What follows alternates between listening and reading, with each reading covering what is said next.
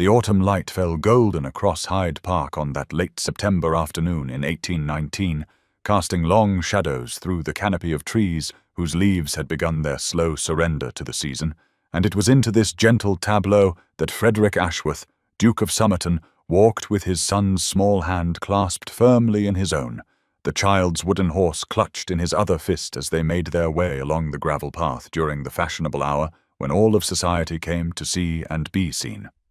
Frederick wore grey, the colour of half-mourning that had become his armour these past 2 years since Arabella's passing,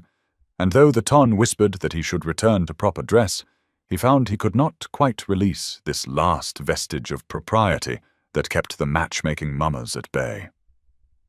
Oliver, just 4 years old with his father's dark hair and a temperament far gentler than Frederick's own had ever been, tugged at his hand and pointed at the ducks upon the Serpentine, at the ladies with their parasols, at everything that caught his bright and curious eye. Frederick had learned to walk slowly for his son's sake, to pause when wonder demanded it, and so he did not immediately notice the woman seated alone upon the bench some 20 paces ahead, her figure draped in the unrelieved black of deep mourning, her face turned toward the water where the afternoon sun painted ripples of light. It was Oliver who noticed first, as children do, his small voice cutting through Frederick's distracted thoughts with the innocent cruelty that only the very young possess. "Papa, why is that lady crying?" the boy asked, and Frederick's gaze lifted from his son's upturned face to follow the direction of his pointing finger, expecting nothing more than a stranger's private grief, perhaps a recent widow overcome by the beauty of the day or the absence of the one who should have walked beside her. What he found instead stopped his heart. She sat with her shoulders curved inward, as though protecting herself from a blow, her gloveless hands pressed to her face, and though 5 years had passed since he had last seen her, though he had told himself 1,000 times that she had forgotten him, that she had married well and found happiness, he knew her instantly, knew her as he knew his own reflection, knew her as he knew the weight of the guilt he had carried every day since that terrible summer morning when he had spoken words designed to destroy her love and set her free. Eleanor. The name rose unbidden to his lips, though no sound escaped them, and in that moment the years collapsed like a house of cards, and he was 26 again, desperate and cornered, his father's threats ringing in his ears as he told the woman he loved that she had meant nothing, that she had been merely a pleasant diversion, that she should forget him as easily as he would forget her. She looked up. Their eyes met across the golden afternoon, and Frederick Ashworth, who had faced down Napoleon's cavalry at Waterloo without flinching, found himself utterly frozen, past and present colliding with such force that he could not breathe, could not move, could not do anything but stare at the face of the woman he had destroyed, the woman he had never stopped loving, the woman whose tears even now traced silver paths down cheeks that were thinner than he remembered, more angular, touched by the unmistakable shadow of suffering that he himself had set in motion. Long years ago. The moment stretched between them like a held breath, seconds becoming hours in the space of a heartbeat, and Frederick found that his carefully constructed walls, the ones he had built brick by brick over 5 long years, were crumbling to dust beneath the weight of her gaze. She was changed, his Eleanor, though he had no right to call her his any longer, no right to the possessive tenderness that surged through him as he catalogued every difference that time and hardship had written upon her face. The softness of youth had given way to something more angular, more defined, her cheekbones standing in sharper relief beneath skin that had lost the rose-petal bloom he remembered from summer afternoons at Thornfield, when she had laughed at his poor attempts at poetry, and he had thought himself the luckiest man in all of England. Her dress, he noticed with a pang that bordered on physical pain, was well made, but worn at the cuffs and collar, the black bombazine of deep mourning hanging upon her frame in a way that spoke of weight lost to grief or circumstance or both, and her hands, those elegant hands that had once reached for his with such innocent trust, were bare of gloves despite the crisp September air. "Papa," Oliver tugged at his hand again, his small voice piercing the fog of Frederick's shock. Why does she not stop crying? And the question, so simple and so devastating, seemed to reach Eleanor as well, for she pressed her bare fingers more firmly against her cheeks as though she could will the tears away through sheer determination. Frederick watched her struggle for composure, watched the way her throat worked as she swallowed, watched the desperate blinking that failed to clear the brightness from eyes that were the same shade of grey-blue he saw in his dreams, the color of the sky after rain, as Oliver would later say with the unwitting poetry of childhood. She recognized him. He could see the exact moment when confusion became certainty, when the features of the man before her resolved into the ghost she had buried half a decade ago, and what he saw in her expression then was not the hatred he deserved, but something far worse, a flash of such raw and undefended pain that he felt it like a blade between his ribs. Eleanor, he spoke her name aloud for the first time in 5 years, and his voice emerged rough and broken, nothing like the practiced tones of a duke addressing a former acquaintance, everything like a man who had just stumbled upon the wreckage of his greatest mistake. Her composure shattered further at the sound of her name in his mouth, and she rose from the bench so quickly that she swayed, one hand reaching back to steady herself against the iron armrest, while the other remained pressed to her heart as though to keep it from escaping her chest. Frederick saw movement at the periphery of his vision, an elderly woman in a blue shawl beginning to make her way toward them with the determined gait of a protector who sensed her charge in distress, and he knew that whatever came next would be witnessed, that the curious eyes of society were already turning toward this peculiar tableau of a duke in grey half-mourning and a widow in black standing frozen in recognition while a small boy looked between them with the uncomplicated concern of innocence. "Your Grace," Eleanor spoke first, and the title fell from her lips like a stone dropped into still water, rippling outward with all the formal distance that 5 years of silence had carved between them, and Frederick flinched at the sound of it, at the way she wielded propriety like a shield, though he knew he deserved nothing less, knew he had forfeited the right to hear his Christian name shaped by her voice on that terrible morning when he had watched her face crumble and done nothing to stop it. "Mrs. Whitmore," he returned, matching her formality even as the name of another man upon her identity cut him more deeply than he had anticipated, and he saw her register the acknowledgement of her married state, saw something flicker in those grey-blue eyes that might have been pain or might have been surprise that he knew, that he had followed her story even from the distance he had imposed between them. The fashionable hour continued its parade around them, ladies in bright walking dresses casting curious glances at the tableau they presented, a duke in half-mourning and a widow in black, and a small boy who tugged at his father's coat with increasing urgency. But Frederick could not bring himself to care about the whispers that would surely follow, could not tear his attention from the woman before him who stood so straight, so proud, despite the tears that still glistened upon her cheeks. "I was sorry to hear of Lady Ashworth's passing," Eleanor said, and her voice held the careful neutrality of one offering condolences to a stranger, though they both knew she was no stranger, had never been a stranger, not even now when the chasm of years and lies stretched impossibly wide between them. Frederick opened his mouth to respond, to offer his own condolences for the husband she had lost, but before he could form the words, Mrs. Fairfax arrived at Eleanor's side in a rustle of blue wool and quiet determination, her silver-headed walking stick tapping against the gravel path as she positioned herself as both chaperone and guardian. "Eleanor, my dear, we should continue our walk before the air grows chill," the elderly woman said, though her sharp eyes moved between them with an intelligence that suggested she understood far more than mere concern for the weather, and Eleanor grasped at the offered escape with visible relief, her bare fingers closing around Mrs. Fairfax's arm as though it were a lifeline thrown to a drowning woman. "Of course, Mrs. Fairfax,"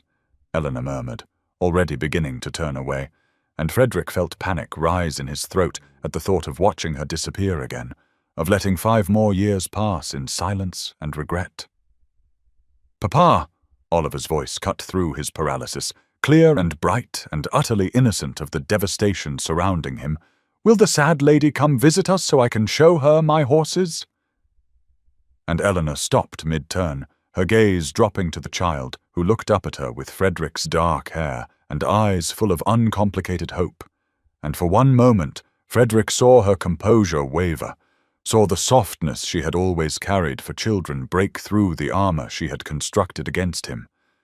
She could not bring herself to answer the child, could not form words past the sudden constriction in her throat as she looked down into that small, earnest face that bore such an unmistakable resemblance to the man who had shattered her heart 5 years ago, and so she did the only thing her pride would allow. She inclined her head in the barest acknowledgement of Oliver's invitation,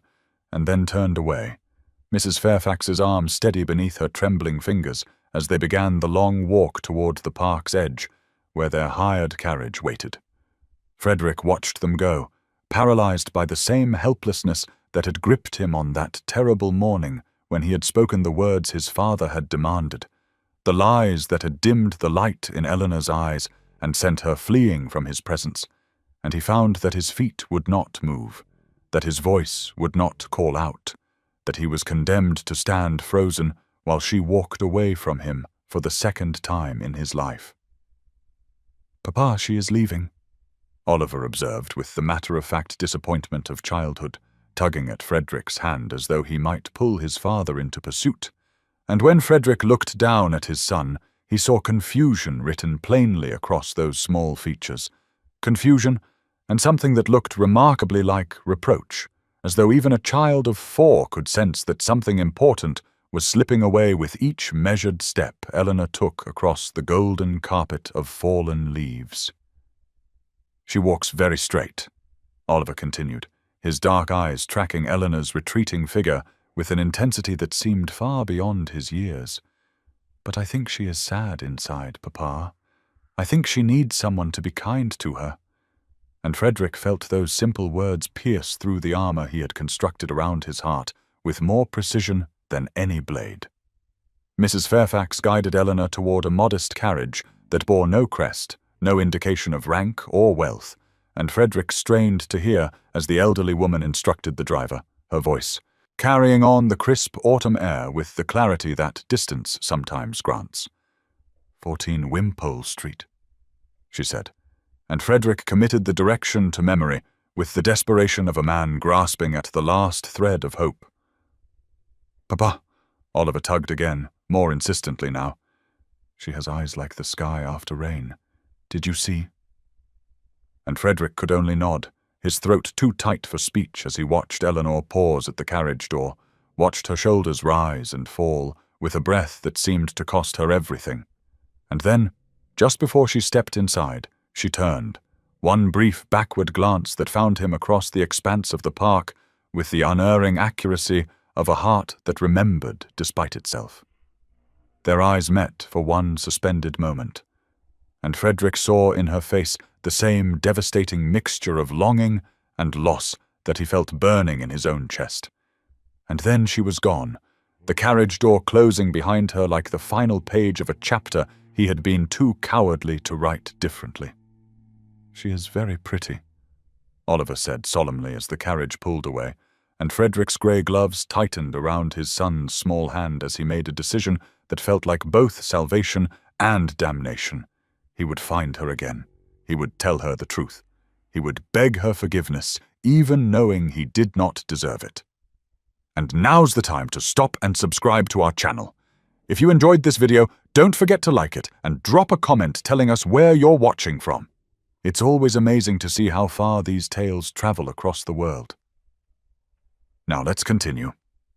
The fire had burned low in the grate by the time Frederick finally allowed himself to cross to the mahogany cabinet in the far corner of his study, the cabinet whose key he wore on a chain beneath his waistcoat, the cabinet he had not opened in nearly 3 years because the contents within held the power to unmake him entirely. And yet tonight, with the rain beginning its soft percussion against the windows of Somerton House and Oliver safely asleep in the nursery above, he found his fingers moving to the lock with the inevitability of a man who has resisted temptation too long and finally surrenders to its pull. The drawer slid open with a whisper of polished wood, and there they lay, the artifacts of his greatest happiness and his most unforgivable sin. A miniature portrait no larger than his palm showing Eleanor as she had been at 20, all soft hope and luminous eyes, and a smile that had been meant only for him. And beside it, a bundle of letters tied with blue ribbon that had once adorned her hair. Letters he had written but never sent. Letters full of explanations and apologies that had seemed too dangerous to deliver and too precious to destroy. He lifted the miniature into the firelight, and her painted face gazed back at him with none of the wariness he had seen that afternoon, none of the careful composure that 5 years of believing herself unloved had carved into her features, and he remembered the summer at Thornfield when they had walked through the gardens at dusk, and she had laughed at his clumsy poetry, and he had known with absolute certainty that he would love no other woman as long as he lived. The door to his study opened without warning, and Frederick turned sharply to find Henry Carstairs standing on the threshold, his cousin's familiar face creased with concern that suggested he had heard about the encounter in the park, had perhaps witnessed some portion of it from a distance, and Frederick made no move to hide the miniature in his hand, because Henry knew, had always known, had been the only one Frederick trusted with the truth of what his father had done.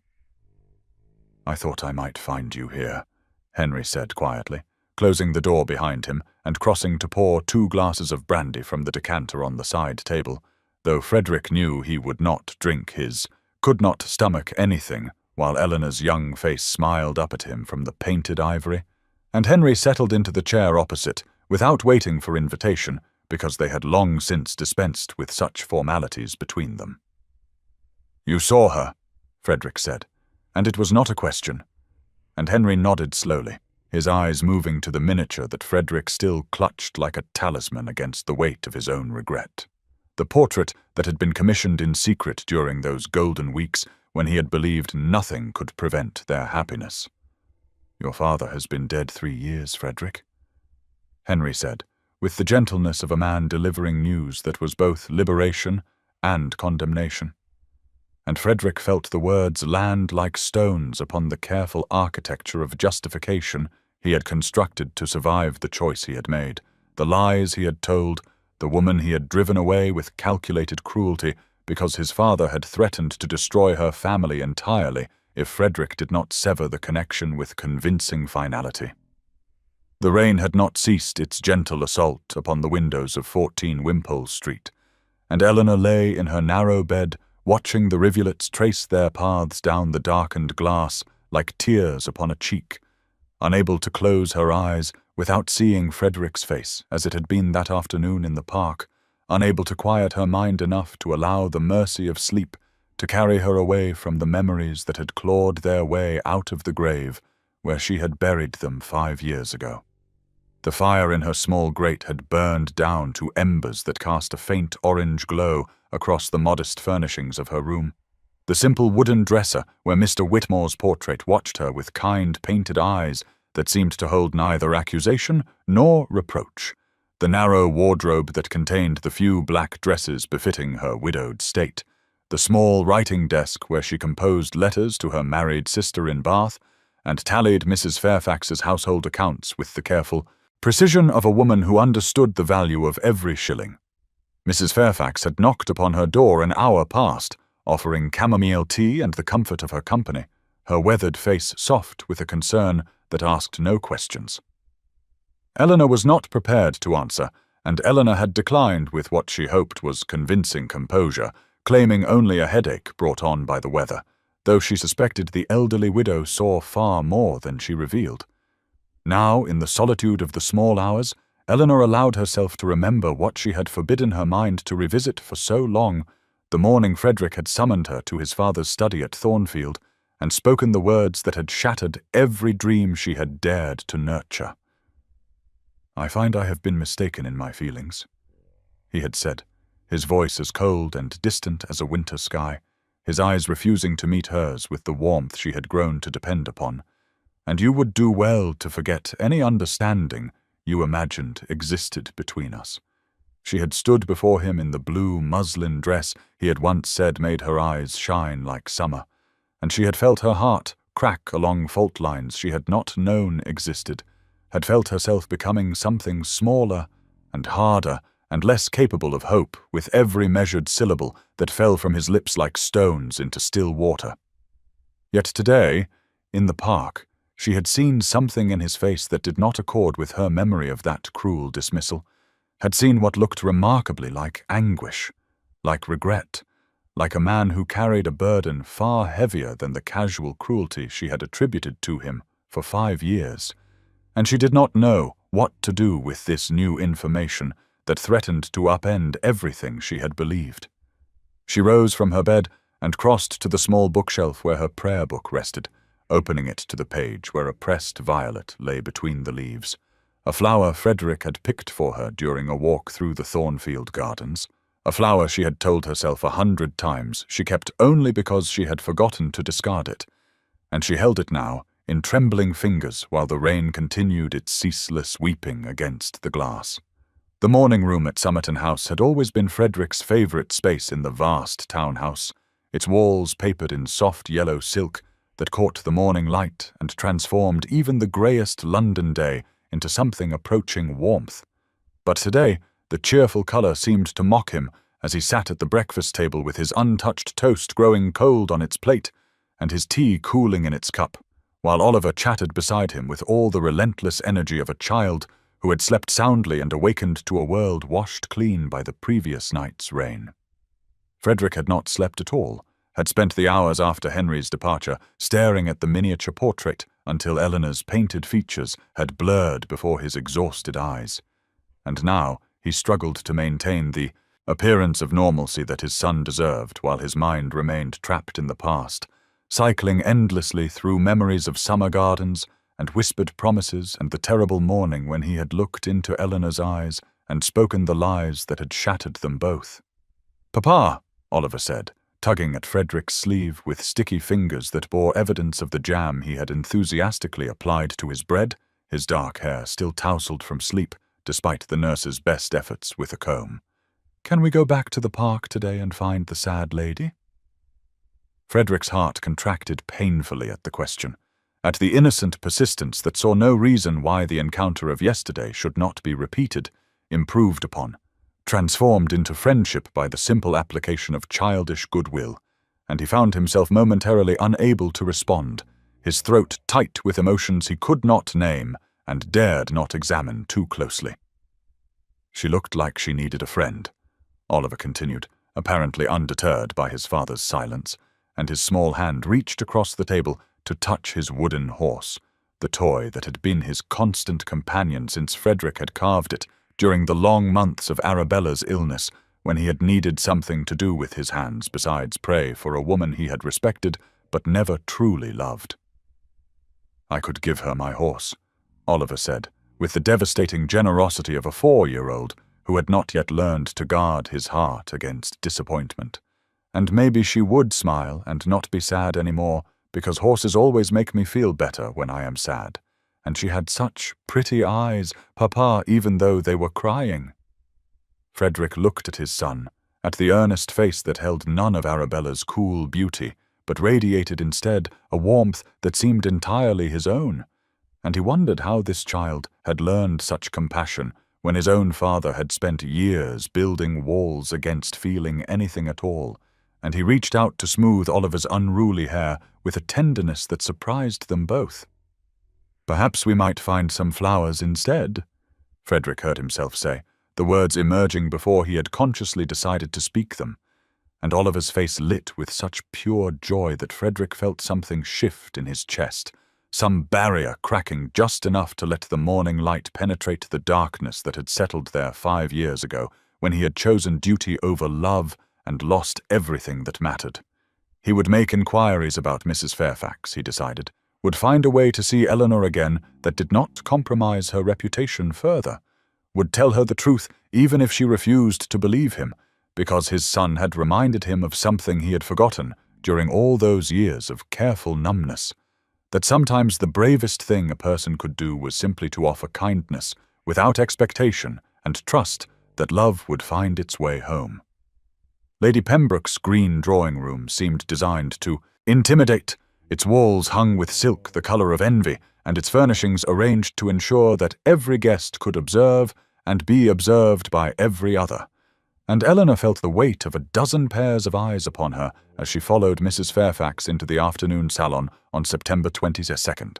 Her best black dress, freshly pressed, but still visibly modest compared to the elaborate gowns of the society matrons who had gathered to exchange gossip over tea, served in cups painted with delicate pink roses.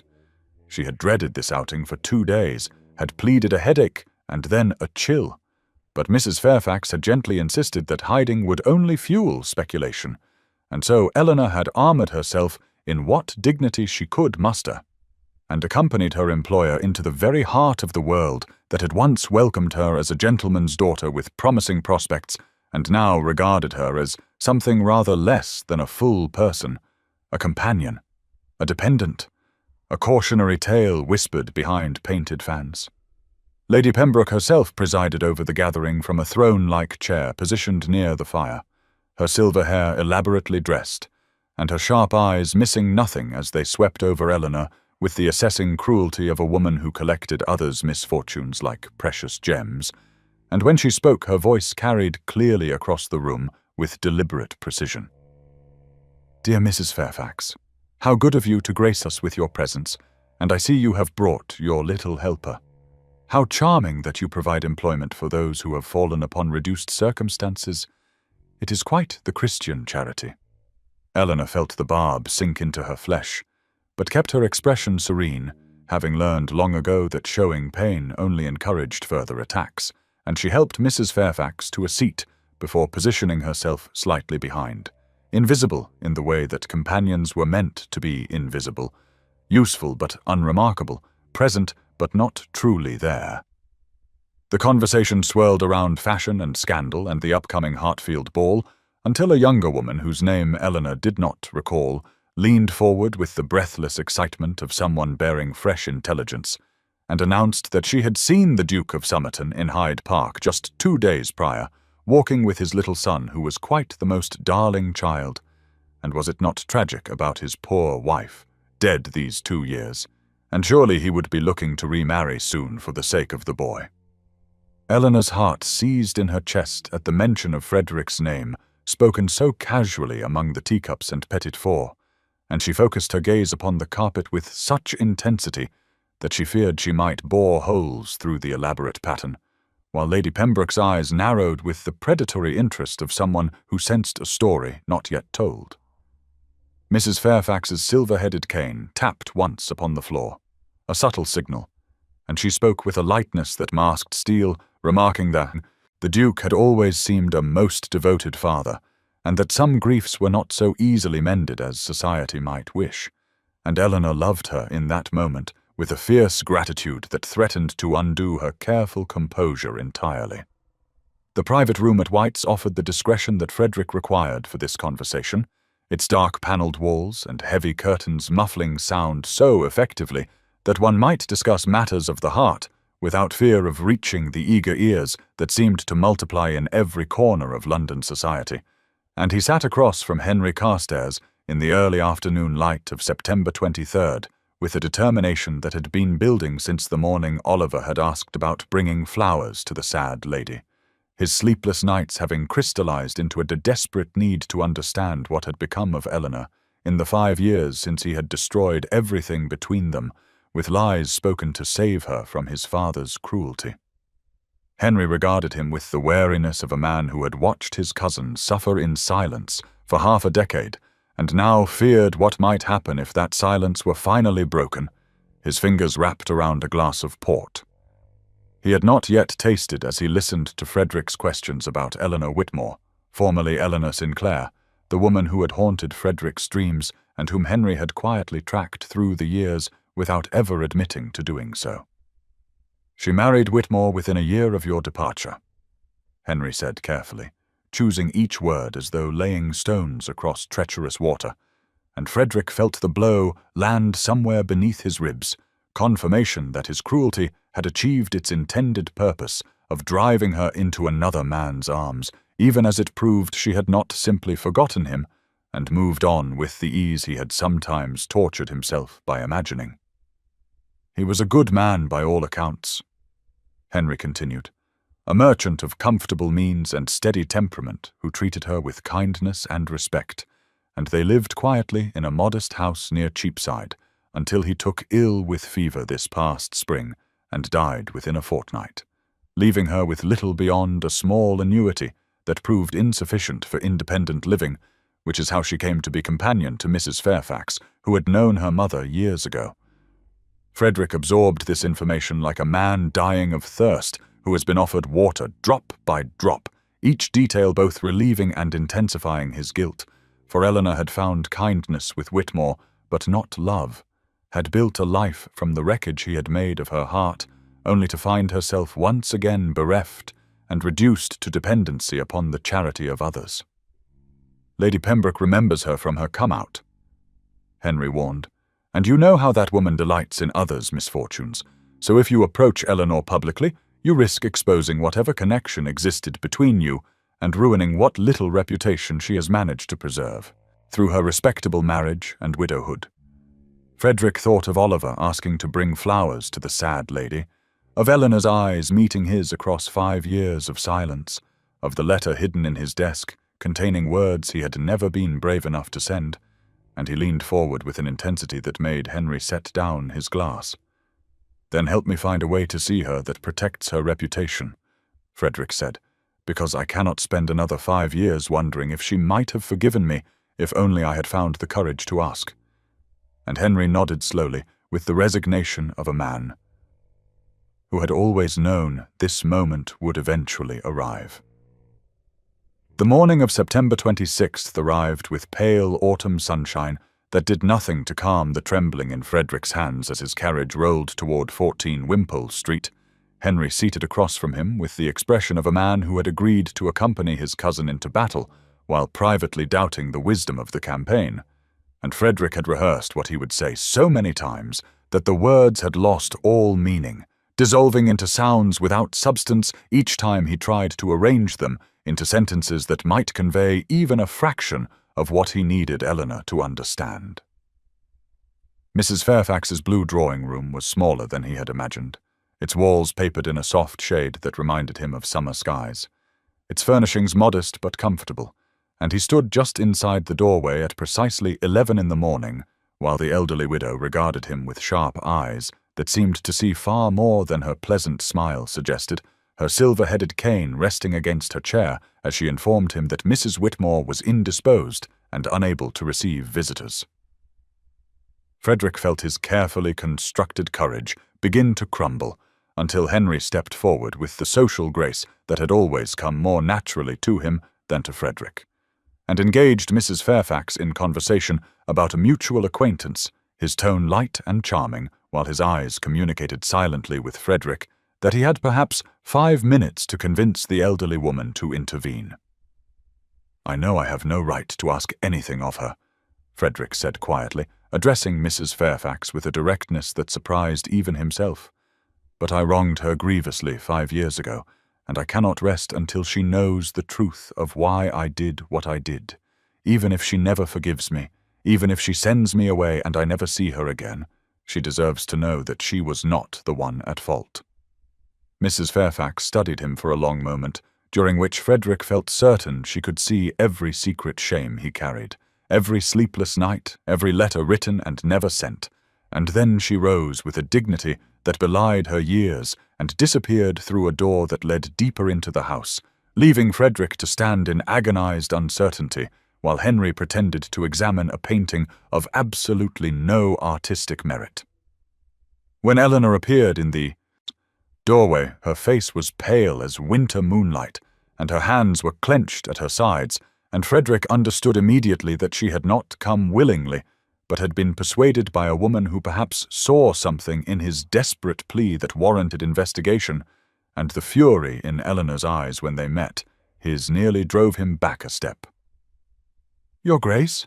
she said with a formality that cut like broken glass,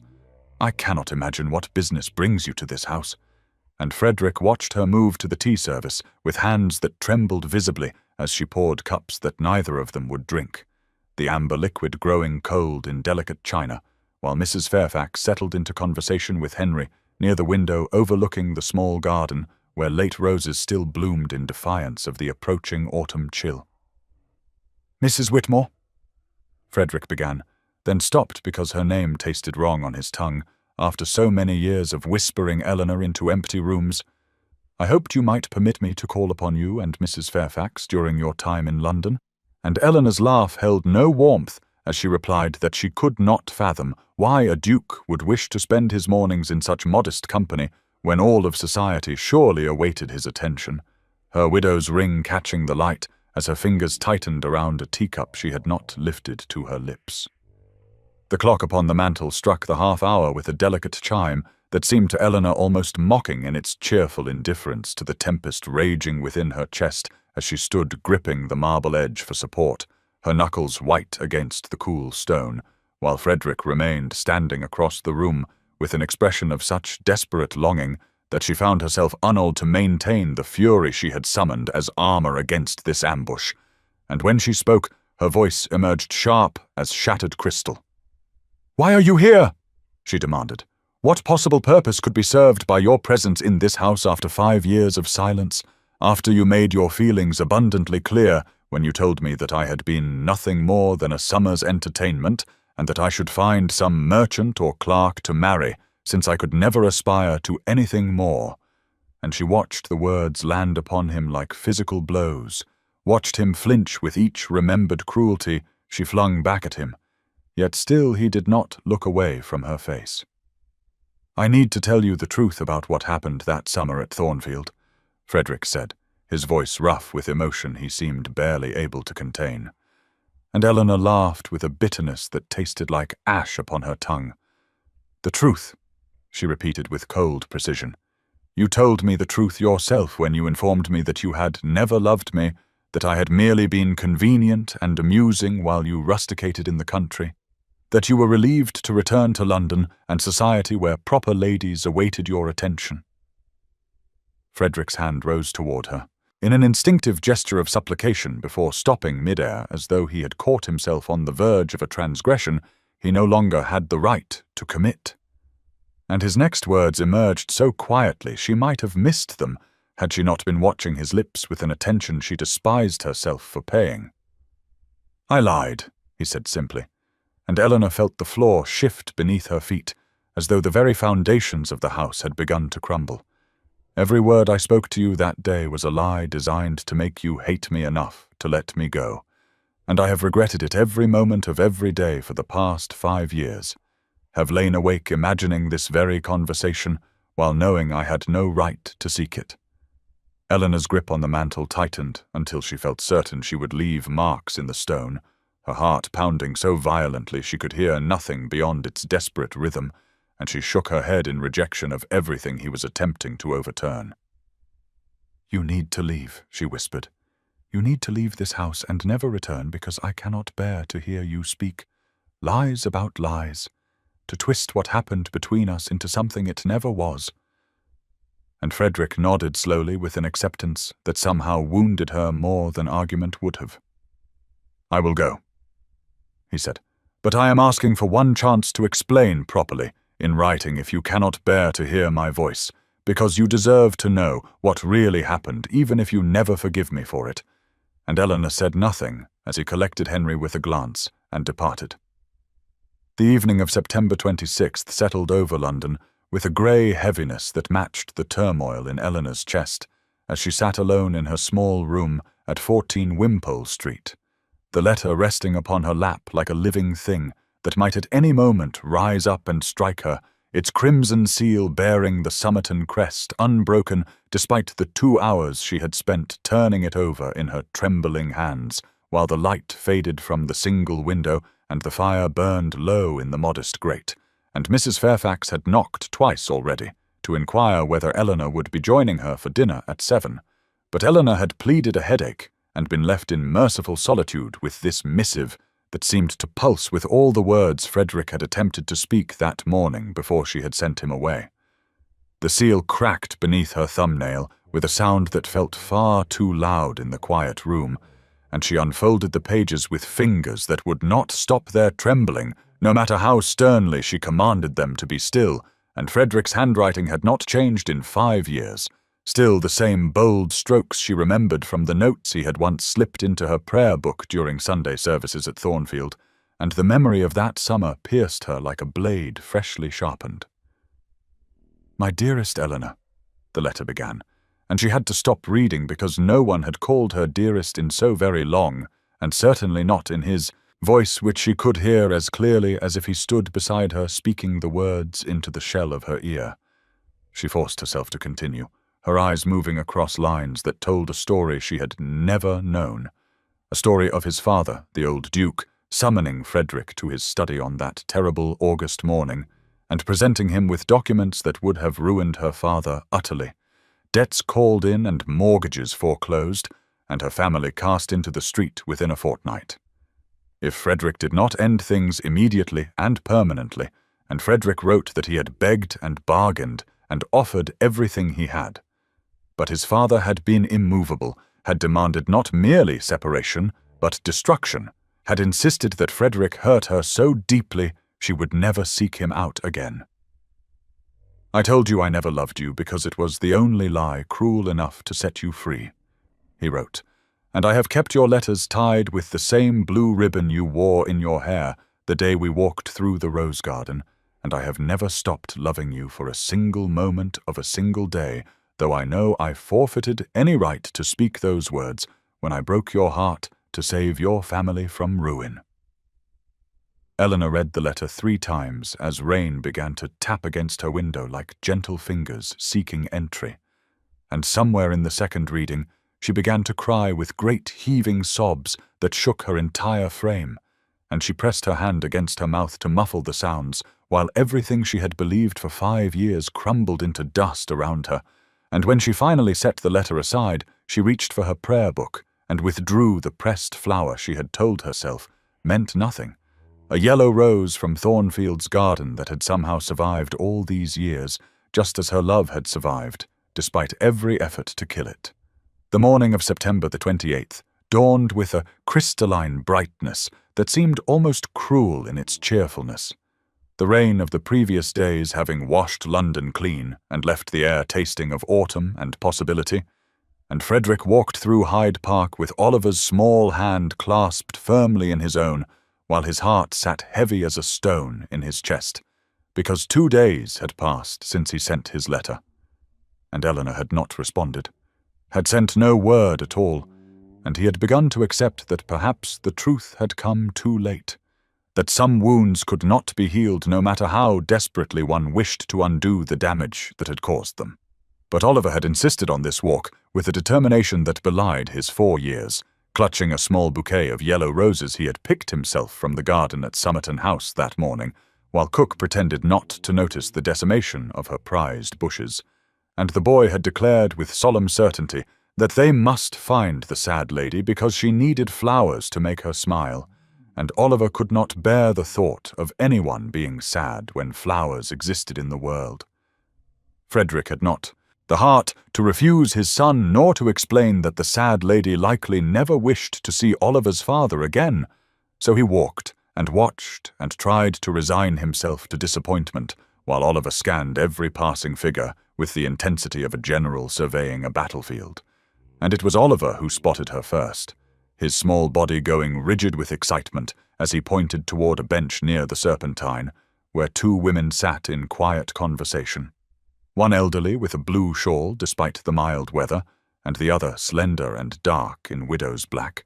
And before Frederick could stop him, Oliver had torn free of his grasp and was running across the grass with his bouquet held aloft like a banner of peace.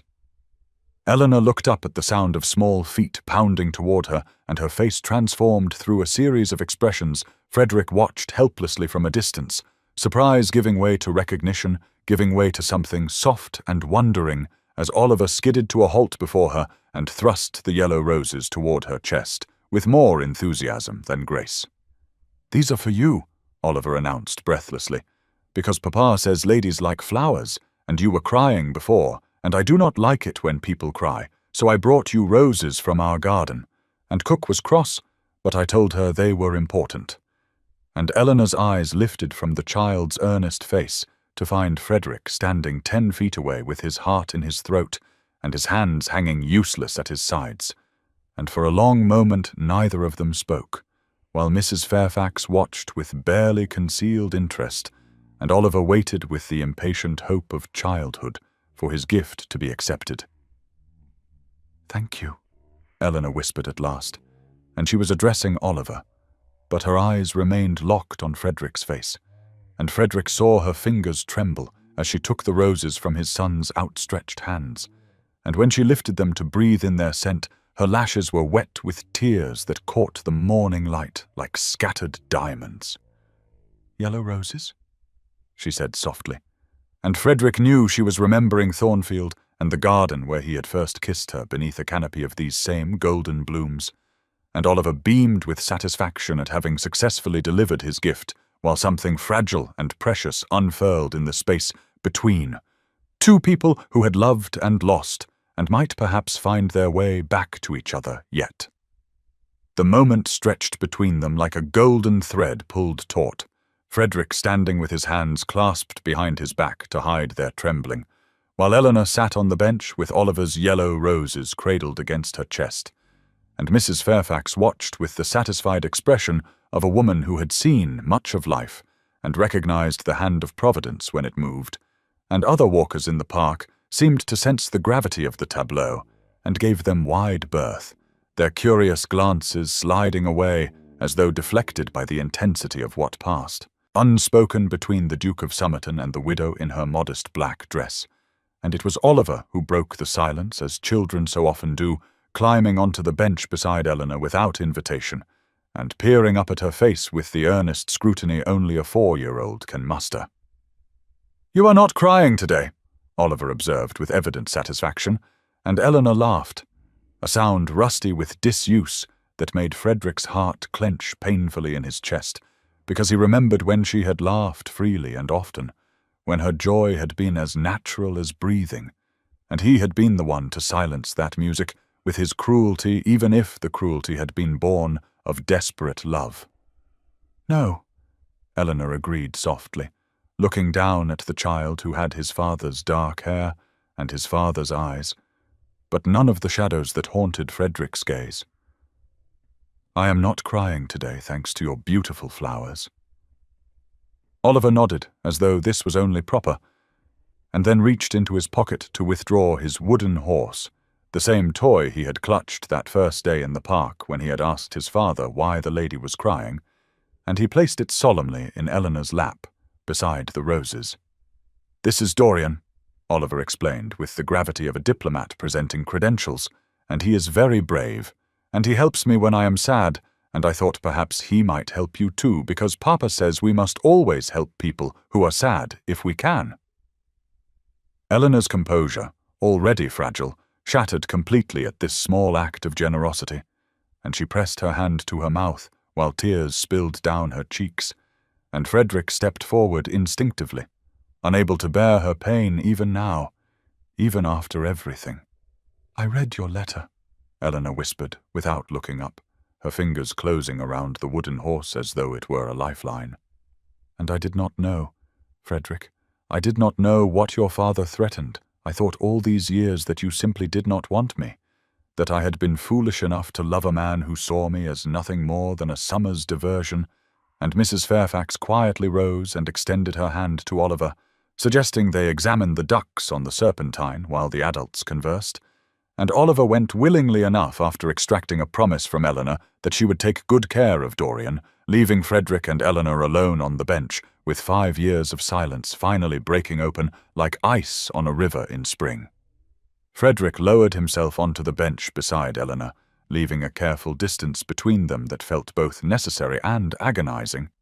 and for a long moment they sat in silence, watching Mrs. Fairfax point out various waterfowl to Oliver, who listened with the polite impatience of a child who has more pressing matters on his mind, but knows better than to be rude to elderly ladies,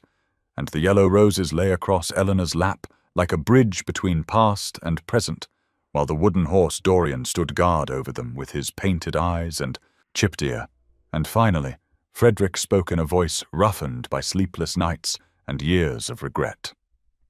"My father told me he would destroy your family if I did not end things between us," he said quietly, keeping his eyes fixed on the Serpentine, where sunlight scattered diamonds across the water. "He had debts he could call in from your father, and connections that could ensure your brother never found a position, and your sister never made a match. And I was 23 years old, and I believed him because he had never made a threat he did not keep. And I thought if I simply told you the truth, you would refuse to let me go. You would insist we could fight him together, and perhaps we could have. But I was not brave enough to risk your family's ruin on that chance." Eleanor's fingers tightened around the roses until thorns she had not noticed bit into her palm, drawing a thin line of blood that she did not acknowledge. And she thought of her father, who had died peacefully 2 years ago, believing his debts were merely unfortunate luck, and her brother who had found a respectable position as a solicitor in Bath, and her sister who had married a clergyman and now had 3 children and a garden full of roses of her own, and she understood with a clarity that cut like glass that all of it, every comfortable, ordinary blessing her family had enjoyed, had been purchased with her heartbreak and Frederick's silence. "So you lied," she said, and her voice was steady even though her hands were not. "You told me you had never loved me, that I had been amusing but nothing more, that a man of your standing could never seriously consider a woman of my circumstances, and you watched me believe every word, and you let me walk away thinking I had been the greatest fool in England." "Yes," Frederick replied, and there was no defense in his tone, no attempt to soften the admission. "I watched your heart break, and I told myself it was kindness, that a clean wound would heal faster than a lingering hope. And then I went home, and I drank myself insensible, and I wrote you 47 letters I never sent because my father burned the first 3, and I knew he would intercept any others."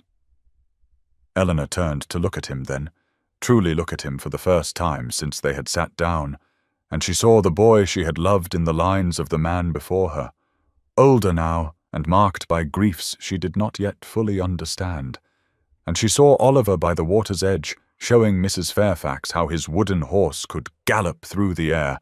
and she felt something shift in her chest, like a key turning in a lock that had been frozen for 5 long years. "Why did you marry her?" Eleanor asked suddenly, and the question hung in the autumn air between them like smoke. And Frederick did not pretend to misunderstand because they had moved beyond such deflections now. They had stepped into a space where only truth could survive,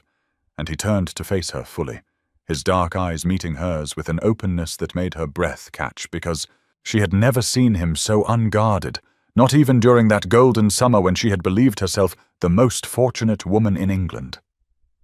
"I married Arabella because my father arranged it within 6 months of your departure," he said quietly, "and because I believed you had moved on. I heard you had married Whitmore, and I told myself you had found happiness, and that my sacrifice had been worthwhile, and Arabella was kind and practical, and she knew I did not love her, but she wanted the title and the security, and we made an arrangement that suited us both, and she gave me Oliver, and for that I will always be grateful to her memory, even though our marriage was one of mutual convenience rather than affection." Eleanor absorbed this revelation like rain into parched earth, feeling the landscape of her understanding shift and reform around these new truths, and she thought of Mr. Whitmore, who had offered her the same bargain, a respectable name and a quiet life in exchange for companionship and care, and she had accepted because the alternative was governess work, or worse, and because her heart had already been so thoroughly broken that she believed it could never function again anyway. "We were both so young," she said softly,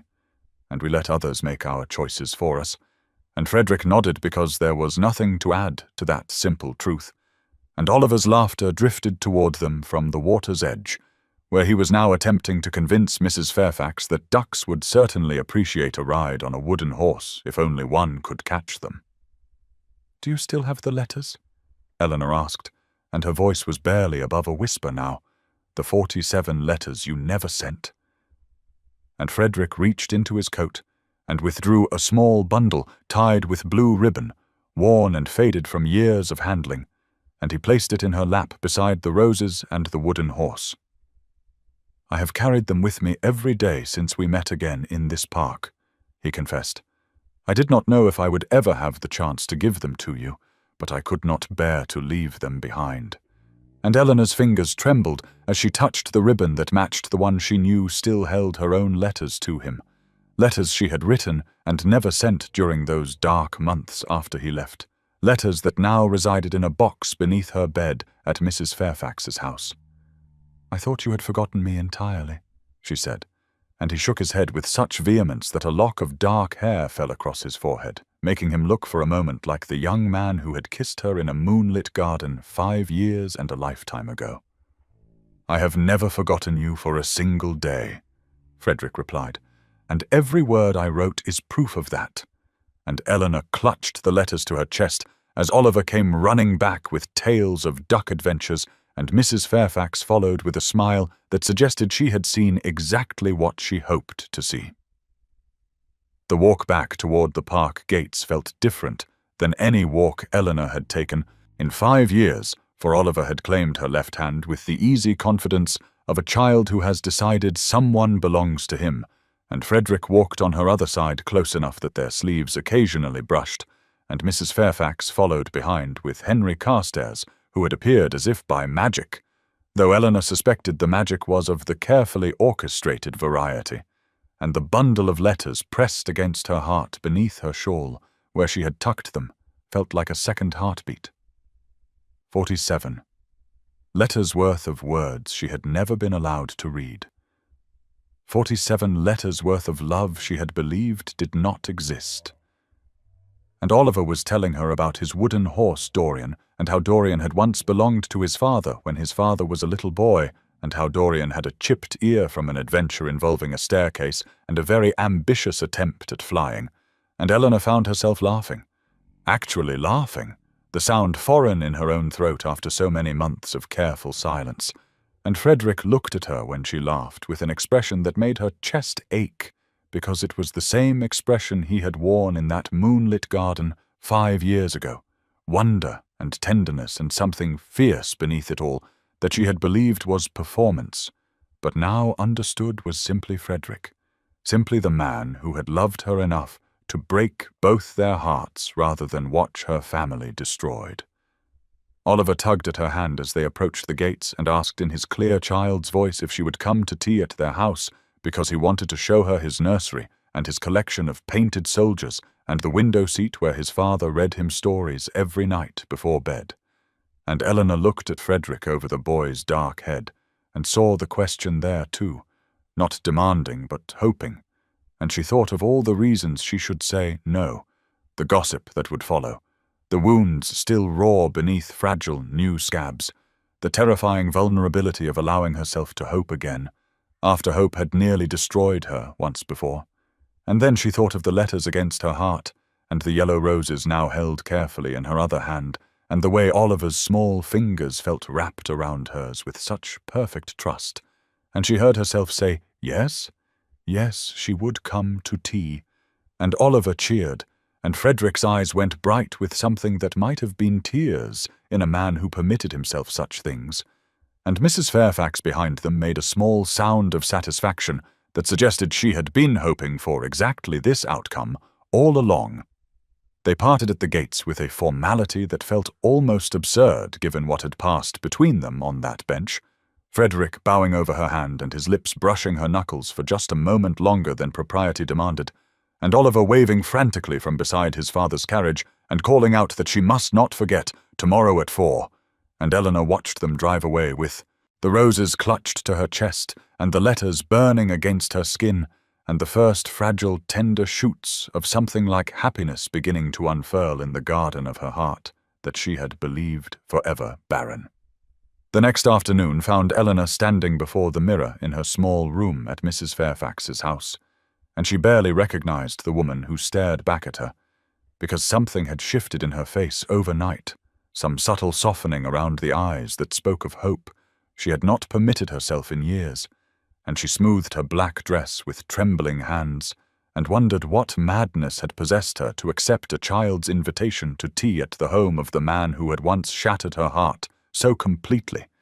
She had believed the pieces could never be gathered again, and Mrs. Fairfax appeared in the doorway with a knowing smile and said that she looked lovely and that she should stop fussing because the Duke's carriage had arrived, and it would not do to keep a 4-year-old waiting when he had been promised a guest. And Eleanor descended the stairs on legs that felt uncertain beneath her, and found Frederick himself waiting in the entrance hall rather than merely sending his carriage. And he was dressed impeccably, in a dark blue coat that made his eyes seem deeper somehow, and he bowed over her hand with a formality that felt like armor against the intensity of what passed between their eyes. And the carriage ride to Somerton House passed in a blur of small talk and silence, and the occasional brush of shoulders when the carriage swayed, and Eleanor clutched the letters she had read 3 times through the night. 47 letters that had rewritten every certainty she had held for 5 years. 47 letters full of anguish and love, and the desperate hope that somehow she would understand that his cruelty had been the cruelest kindness he could offer.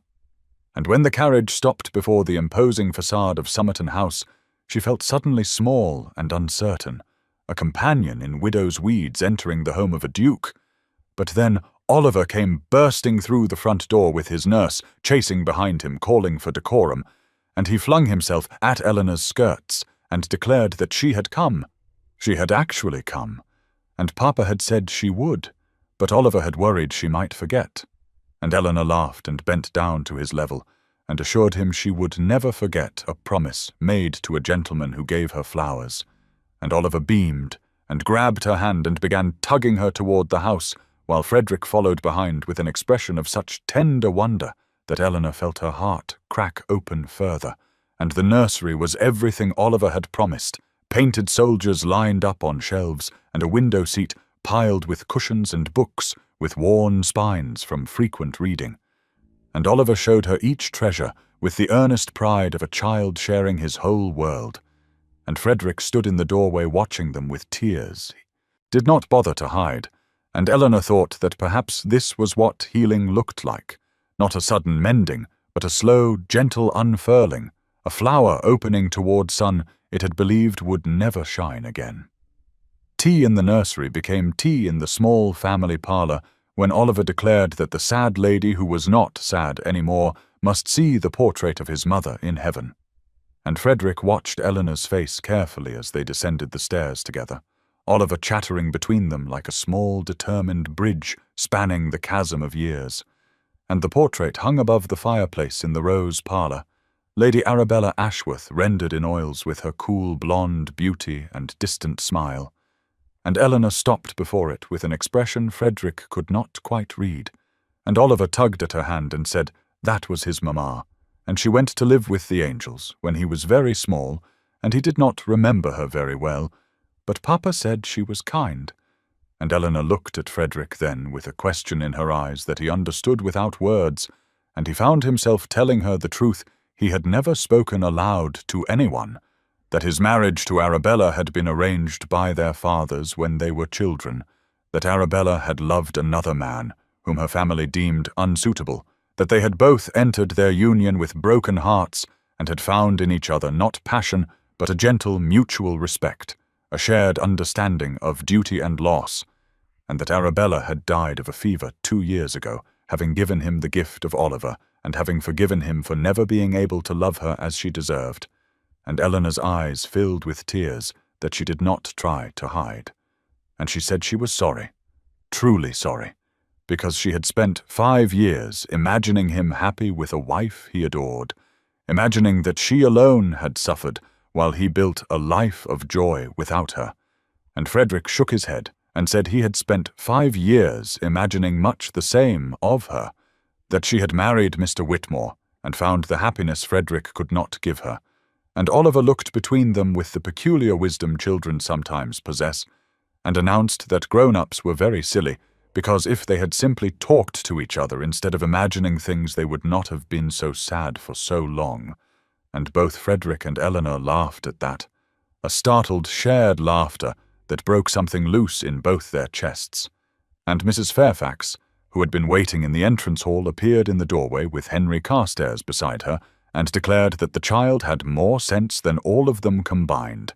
And Oliver beamed at the praise and asked if Eleanor would come again tomorrow because he had not yet shown her his painted soldiers properly, and Dorian the wooden horse wished to make her formal acquaintance. And Eleanor looked at Frederick, and he looked back at her, and neither of them spoke. But something passed between them, a fragile, trembling thing like the first green shoot pushing through frost-hardened ground, and Eleanor said yes, she would come tomorrow if his grace permitted, and Frederick said he would send his carriage at whatever hour suited her, and Oliver cheered and declared this was the best day since Christmas. And Eleanor bent to embrace the boy who had somehow become the architect of her heart's slow resurrection. The days that followed became a gentle rhythm of visits and small discoveries. October arriving with its golden light and crisp mornings, and Eleanor found herself at Somerton House so frequently that the staff began to greet her with warm familiarity rather than formal distance. And Oliver bloomed under her attention like a flower too long kept in shadow, showing her his painted soldiers one afternoon and his collection of interesting rocks the next, and his drawings of horses that looked more like dogs, but which Eleanor praised with genuine enthusiasm, and Frederick watched them together with an expression that made Eleanor's heart ache with something perilously close to hope. And they began to talk during these visits, really talk, not the careful formal exchanges of those first terrible encounters, but true conversation about books and music and memories of the years they had lost. And Eleanor learned that Frederick had become a dedicated reformer in Parliament, championing causes for workers and children that would have horrified his late father. And Frederick learned that Eleanor had taught herself Italian during her marriage to Mr. Whitmore, and had read every book in his modest library twice over.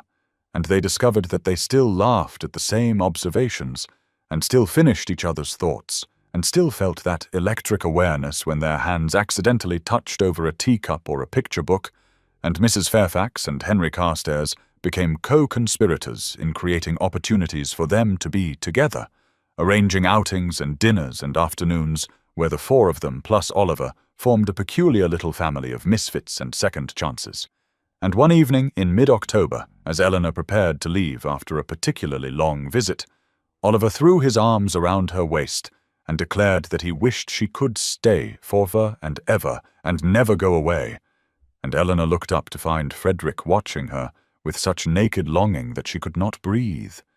And he said Oliver's name in gentle reprimand, but his eyes said something else entirely. And that night in her small room, Eleanor allowed herself for the first time to imagine a future she had believed impossible, a future where she might wake in that great house and call Oliver her own and feel Frederick's arms around her, not in memory but in truth. And she pressed her hands to her burning cheeks and told herself she was being foolish, that a duke did not marry his former love, who had become a widow of no fortune working as a companion, that society would never accept such a match, that Lady Pembroke and her ilk would tear Eleanor apart with their whispers and their cruelty. But then she remembered the way Frederick had looked at her, and the way Oliver had clung to her skirts, and the way Mrs. Fairfax had smiled knowingly as they departed, and she thought, perhaps, the word beating in her chest like a second heart, and she did not sleep that night. But for the first time in 5 years, her wakefulness was not from grief, but from something that felt terrifyingly like joy. The Hartfield ball arrived on the evening of October the 20th with all the glittering anticipation that society could muster,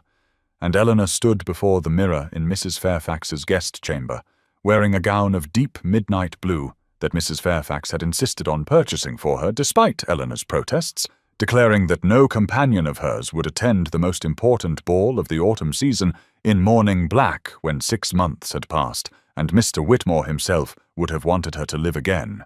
And Eleanor barely recognized the woman who looked back at her from the glass, her eyes bright with something that might have been hope, her cheeks flushed with color that owed nothing to rouge, and Mrs. Fairfax appeared in the doorway and pronounced her a vision and said that certain dukes would find themselves unable to look anywhere else this evening,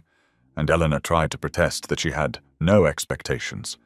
But Mrs. Fairfax merely laughed and handed her a pair of long white gloves that were clearly new and clearly expensive and said, "Nonsense, my dear. We both know exactly what is happening, and it is time you stopped pretending otherwise." And the carriage ride to Hartfield Manor passed in a blur of gaslight and anticipation.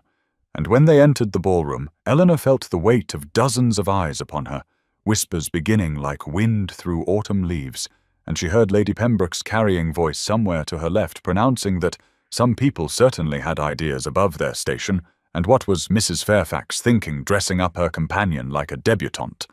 And Eleanor's courage nearly failed her then, but she felt Mrs. Fairfax's hand firm on her arm and heard her employer say in a voice pitched just loud enough to carry that she was thinking Eleanor Whitmore was the finest woman in this room, and that anyone who disagreed was welcome to find other drawing rooms to visit this season. And then the crowd seemed to part, and there was Frederick standing at the edge of the dance floor with Henry Carstairs beside him, and Oliver nowhere to be seen. For this was an adult affair, and Frederick was staring at Eleanor as though she were the sun emerging from behind clouds after endless rain, and he crossed the distance between them with steps that society would later describe as unseemly in their haste. And he bowed over her hand and said she looked like starlight made flesh, and would she honor him with the first dance? And Eleanor heard the gasps rippling outward. From where they stood, heard Lady Pembroke's outraged intake of breath, heard the furious whispers beginning about dukes and companions and what the world was coming to. But when she looked into Frederick's eyes, she found she did not care, not even a little, not even at all, and she placed her hand in his and said yes, as though that single word contained every answer to every question she had ever been asked, and Frederick led her onto the floor as the orchestra began to play.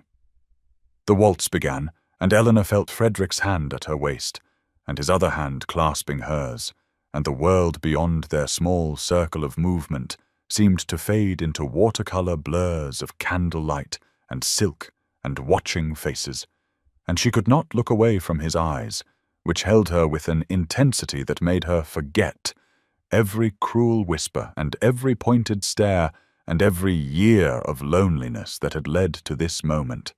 And Frederick guided her through the steps with an assurance that spoke of countless ballrooms,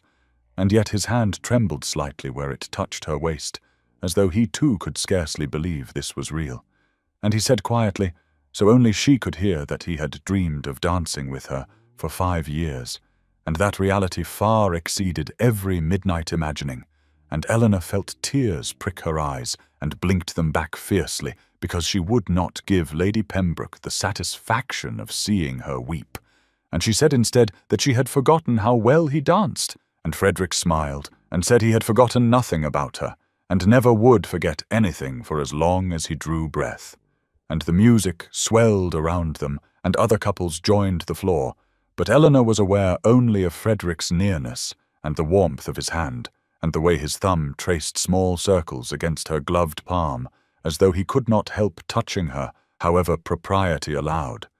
And when the dance ended, he did not release her immediately, but stood holding her hand, while the final notes faded and the applause scattered through the room, and then he lifted her hand to his lips and kissed it with a reverence that silenced the whispers nearby, and made Lady Pembroke's fan snap closed in outrage, and he asked if she would take the air with him on the terrace, and Eleanor heard Mrs. Fairfax encouraging murmur somewhere behind her, and Henry Carstairs positioning himself to deflect any interference, and she placed her hand on Frederick's arm and let him lead her through the French doors into the cool October night, where lanterns glowed among the dying roses, and the stars spread overhead like scattered diamonds,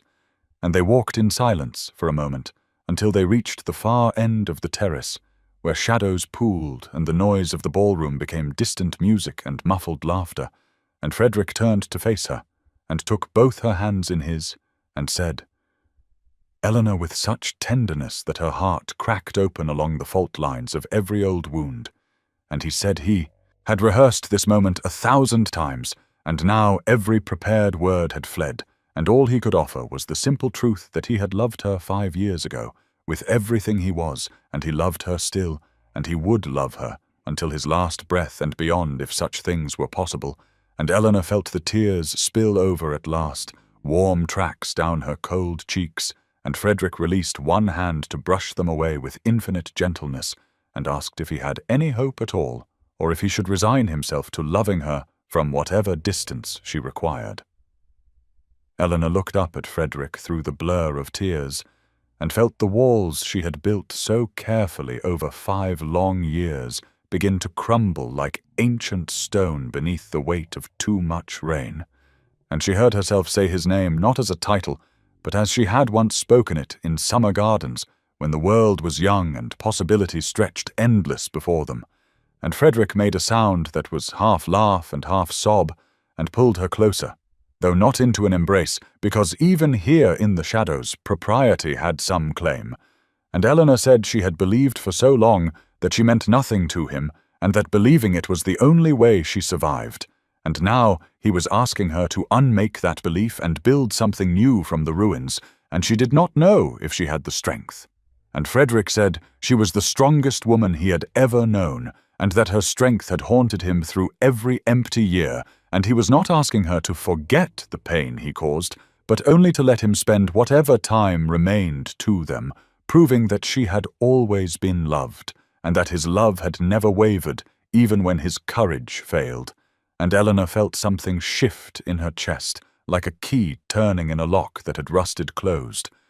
And she said she was afraid, because the last time she trusted him, he had shattered her so completely that she did not know how she would survive a second breaking. And Frederick lifted her hands to his lips and kissed each knuckle with such reverence that she trembled, and he said he would rather cut out his own heart than cause her pain again, and if she needed time he would wait, and if she needed distance he would keep it, and if she needed proof he would spend every remaining day of his life providing it. And from the ballroom the music swelled into something achingly beautiful, and the lantern light caught the tears on both their faces, turning them to scattered diamonds. And Eleanor looked at this man who had been her first love and her deepest wound, and who stood before her now with his soul laid bare and his pride abandoned at her feet. And she thought of Oliver's yellow roses and his earnest declaration that ladies should not cry. And she thought of Mrs. Fairfax's gentle encouragement, and she thought of the pressed flower in her prayer book that she had kept through marriage and widowhood and all the hollow years between. And she realized that she had never stopped loving him, not even when she hated him most, and she said yes in a voice barely above a whisper. And Frederick went absolutely still, as though afraid any movement might dispel the dream. And she said yes, she would let him prove himself, and yes, she would try to trust again. And yes, she believed that he had loved her all along. And Frederick gathered her into his arms, then propriety forgotten, and held her against his chest where she could feel his heart racing beneath the fine fabric of his evening coat. And he whispered into her hair that she had made him the happiest man in England, and that he would not fail her again. They returned to the ballroom together, and Eleanor felt the weight of every gaze upon them. But Frederick's hand covered hers where it rested on his arm, and his thumb traced reassuring circles against her gloved fingers. And she found that the whispers which had once cut like sharpened blades now seemed distant and insignificant, like the buzzing of insects on a summer afternoon. And Mrs. Fairfax beamed at them from her position near the refreshment table, where Henry Carstairs had stationed himself as her faithful attendant throughout the evening. And Lady Pembroke's face had gone an alarming shade of puce that clashed terribly with her emerald gown, and her fan worked so furiously that the feathers threatened to take flight. And Frederick guided Eleanor through the crowd with the easy authority of a man who had never questioned his place in the world, and yet his eyes kept returning to her face, as though he still could not quite believe she was real, and beside him, and willing to try. And they reached Mrs. Fairfax and Henry, and Frederick bowed to the elderly woman with a warmth that made Eleanor's heart expand painfully in her chest, and he said that he owed Mrs. Fairfax a debt he could never repay for her care of Eleanor during the years when he had failed so terribly. And Mrs. Fairfax laughed and tapped his arm with her silver-headed cane and said nonsense, and that she expected him to repay that debt by ensuring Eleanor never had cause to weep again except from joy. And Frederick said solemnly that he intended to spend every remaining day of his life in pursuit of that goal, and Eleanor felt the tears threaten once more, and blinked them back, and thought of Oliver asking why the lady was crying, and wondered what he would say when he learned that sometimes ladies cried because they were happy too, and Henry clapped Frederick on the shoulder and said it was about time, and that he had begun to despair of his cousin ever finding the courage to seize happiness with both hands. And the orchestra began another waltz, and couples swirled past them in a blur of silk and candlelight. And Eleanor felt as though she stood in the eye of a storm where everything was suddenly calm and clear, and Frederick leaned close and murmured that he wished to call upon Mrs. Fairfax tomorrow if Eleanor would receive him, and that he had a question he wished to ask her, properly without the distraction of gossips and gawkers.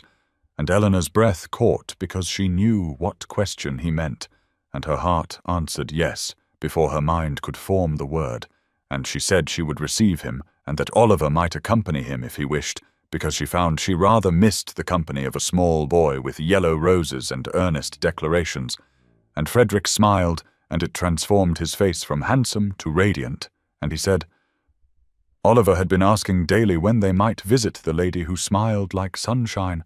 and the night stretched before them, full of promise and possibility. And the whispers continued. But Eleanor no longer heard them, because Frederick was looking at her as though she were the only woman in the room, and perhaps in all the world. The morning after the Hartfield ball dawned clear and golden, and Eleanor woke to find that the world had not ended, despite everything changing, and that the sun still rose in the east, and the birds still sang in Mrs. Fairfax's small garden, and her heart still beat beneath her ribs, though it felt somehow lighter than it had in 5 long years. And she dressed with trembling hands, knowing that Frederick would come today, and that he would bring Oliver, and that he would ask her a question that would determine the course of all her remaining days. And Mrs. Fairfax appeared in her doorway with knowing eyes and a warm smile, and said only that Eleanor should wear the grey silk, because it brought out the blue of her eyes, and because mourning had its limits, and joy deserved acknowledgment too, and Eleanor protested that she was still in mourning for Mr. Whitmore, but Mrs. Fairfax said gently that Samuel Whitmore had been a good man, who wanted nothing more than Eleanor's happiness, and that he would not begrudge her this chance at the love she had always deserved. And Eleanor's eyes filled with tears at the mention of her late husband's kindness, and she thought of how he had saved her when she was drowning, and how he had never asked for more than she could give, and how he had told her on his deathbed that she should not waste her life grieving for an old man when there was still so much living to be done. And so she put on the grey silk, and pinned her hair, and went downstairs to wait in the blue drawing-room, where the autumn sunlight streamed through the windows and turned everything to gold. And at precisely 11 o'clock, the knocker sounded, and Eleanor's heart leaped into her throat, and she heard voices in the hallway, and then the door opened, and there was Frederick, looking as though he too had not slept, but also as though he carried the sun within him. And beside him, Oliver bounced with barely contained excitement, clutching a fresh bouquet of yellow roses that seemed to glow against his small hands.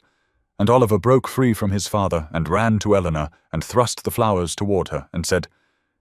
"These are for you, because Papa says you are going to be my new mamma. And I am very glad, because I have always wanted a mamma who smiles like sunshine." And Eleanor looked up at Frederick through a blur of tears, and saw that he had gone quite pale, and was clearly mortified that his son had revealed the nature of his errand before he could make his carefully planned speech. And she laughed for the first time in what felt like years, and the sound surprised her because it was full and genuine, and came from somewhere deep within her chest, where hope had taken root again. And she knelt down to Oliver's level and said that she would be very honored to be his mamma if his papa asked properly. And Oliver turned to Frederick with an expression of profound exasperation that was far too old for his 4 years, and said, "Papa, you must ask properly. The lady is waiting." And Frederick laughed too, then, and the sound mingled with Eleanor's, and filled the blue drawing-room with something that felt remarkably like joy. And he crossed the room and took Eleanor's hands in his, and sank to one knee beside his son. Frederick knelt before her on the carpet of Mrs. Fairfax's blue drawing-room, with Oliver pressed close against his side, and the yellow roses clutched in Eleanor's trembling hands, filling the air with their sweet fragrance. And he looked up at her with eyes that held no trace of the proud, distant duke she had encountered in Hyde Park all those weeks ago, but only the man she had loved in the summer gardens of Thornfield, when the world had seemed full of nothing but possibility and light. And he said, "Eleanor, I have rehearsed this speech 1,000 times in my mind, and yet now that you are here before me, I find that all my careful words have fled, and I am left with only the truth, which is that I loved you 5 years ago with everything I had, and I love you still with everything I am, and I will love you until I draw my last breath, and beyond if such things are permitted, and I know that I do not deserve your forgiveness for the pain I caused you, and I know that I cannot undo the years we lost, or give back what my cowardice stole from us both. But I am asking you, Eleanor, if you will allow me to spend whatever years remain to us proving that you were always the only woman who held my heart." And Oliver tugged at his father's sleeve and whispered rather loudly, "Papa, you forgot to ask the question." And Frederick laughed even as tears gathered in his eyes, and he reached into his waistcoat pocket and withdrew a small velvet box that he opened to reveal a ring that Eleanor recognized with a sharp intake of breath, because it was not a new ring purchased for this occasion, but the very ring he had shown her in secret all those years ago, when they had whispered of a future his father would never allow. And Frederick said, "I have kept this ring for 5 years, waiting for the moment I might have the courage to give it to you, as I should have done then, and I am asking you now. Eleanor Whitmore, who was once Eleanor Sinclair, and who I pray will consent to become Eleanor Ashworth, will you marry me and be my wife, and be a mother to Oliver, who already loves you, and allow me to cherish you for all the days we have remaining?"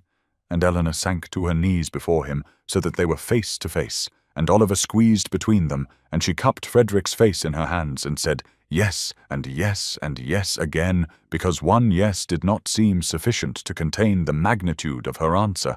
And Oliver cheered and threw his small arms around both their necks, nearly toppling all 3 of them to the floor, and Mrs. Fairfax appeared in the doorway, with tears streaming down her weathered cheeks, and her silver-headed cane tapping approval against the floor.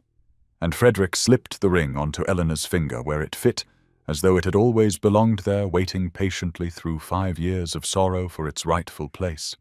And he kissed her then, with Oliver giggling between them and the yellow roses crushed and fragrant, and the autumn sunlight turning everything to gold.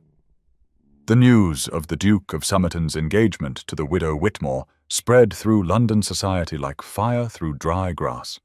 and within hours of Frederick's departure from Wimpole Street, the drawing-rooms and salons of Mayfair hummed with speculation and scandal, and no small amount of outrage from those who had hoped to secure the wealthy widower Duke for their own daughters.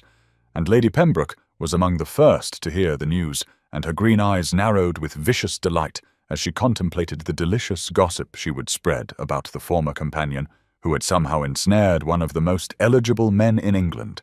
And she wasted no time in reminding everyone who would listen that Eleanor Sinclair, as she had been known in her youth, had been a nobody of no fortune and no particular beauty, who had somehow attached herself to the young heir of Somerton years ago, before being cast aside as was only proper, and now it seemed the creature had wormed her way back into his affections through who knew what arts, and it was really quite shocking that a man of his standing would lower himself so dramatically when there were perfectly suitable young ladies of good family who would have been honoured to accept his addresses. But for every Lady Pembroke who sneered and whispered, there were others who saw the romance in the tale, and who noted how the Duke looked at his intended bride as though she were the only woman in the world, and how she looked at him with eyes that held both joy and a tender sorrow that spoke of years of longing finally fulfilled. And Mrs. Fairfax received no fewer than 15 callers that first afternoon, all of them burning with curiosity, and she turned them all away with the serene explanation that Mrs. Whitmore was indisposed, but would be receiving visitors once the formal announcement appeared in the papers. And Eleanor herself spent that afternoon in a daze of happiness, moving through the house as though walking on clouds, and stopping every few minutes to look at the ring on her finger and assure herself that it was real, and that Frederick had truly knelt before her and asked her to be his wife, and that Oliver had called her Mama, and that the years of grief and loneliness were finally truly over. And Frederick returned to Somerton House with Oliver chattering happily beside him about his new mamma and the flowers and how she had cried. But they were happy tears, Papa. I could tell, because she was smiling too, and Frederick lifted his son in his arms and held him close and thanked God and every saint he could name for the innocent question in Hyde Park that had led them to this moment, and for the small boy whose pure heart had seen what society refused to see, and who had loved Eleanor simply because she was sad and needed kindness. And that evening Frederick sat down to write the formal announcement for the papers, and found that his hand was trembling, and that tears were blurring his vision because he was writing Eleanor's name beside his own as he should have done 5 years ago.